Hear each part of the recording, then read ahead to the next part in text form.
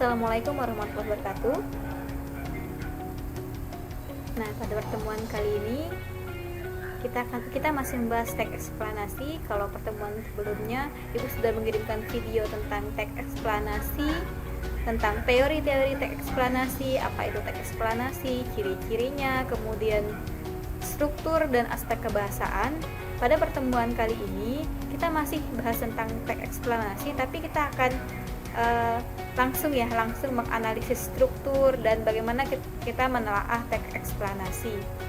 Nah, silakan, ini slide yang kita bahas. Materinya menganalisis struktur dan kebahasaan teks eksplanasi.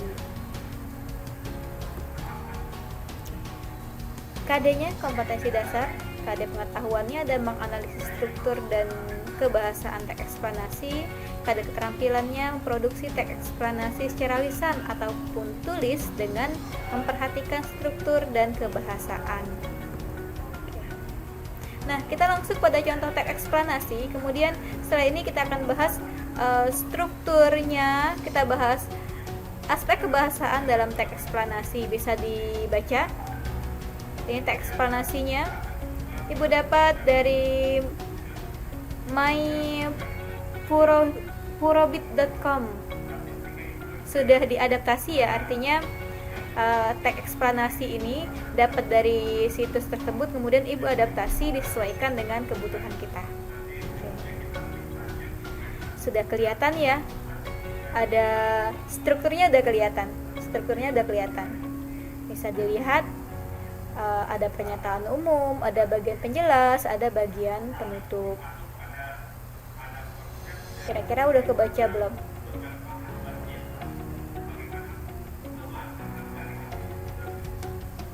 Udah selesai bacanya?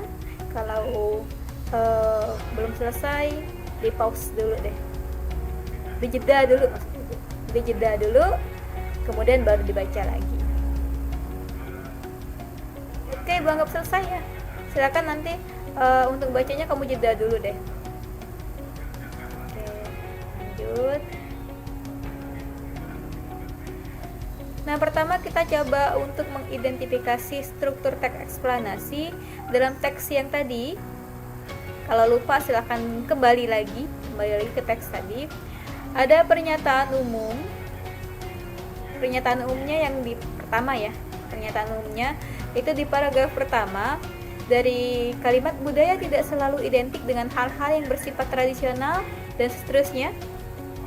Sampai selesai paragraf pertama, kita lihat ya secara, nah ini kita bisa dilihat Ibu bikin dalam kurung itu pernyataan umum paragraf pertama, dari budaya tidak selalu identik sampai dengan terakhir paragraf pertama. Ada bentuk bangunan, adat istiadat, tari-tarian, musik, dan sebagainya. Itu pernyataan umum. Kemudian ada bagian penjelas. Bagian penjelas ini biasanya banyak paragrafnya. Dia menjelaskan apa saja yang kemudian dibahas. Pertama bahas tentang budaya, hasil budaya, kemudian bagaimana perubahan budaya. Karena ini bahas perubahan budaya ya. Bisa dibaca. Terakhir bagian penutup. Penutup ini biasanya isinya kesimpulan atau penguatan ya terhadap apa yang sudah disampaikan sebelumnya. Oke, kita lanjut ya.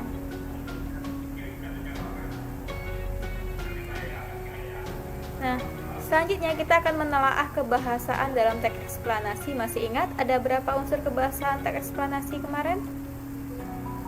Silakan dibuka lagi video sebelumnya, dilihat lagi ada berapa. Oke, kita lanjut. Pertama, Dalam teks eksplanasi mengandung kata-kata denotatif atau kata dengan makna sebenarnya, karena teks eksplanasi sifatnya teks yang ilmiah, jadi menggunakan kata-kata bermakna denotatif. Lawannya konotatif, ya konotatif biasanya untuk teks fiksi seperti cerpen, novel. Nanti kita bahas pada materi-materi selanjutnya.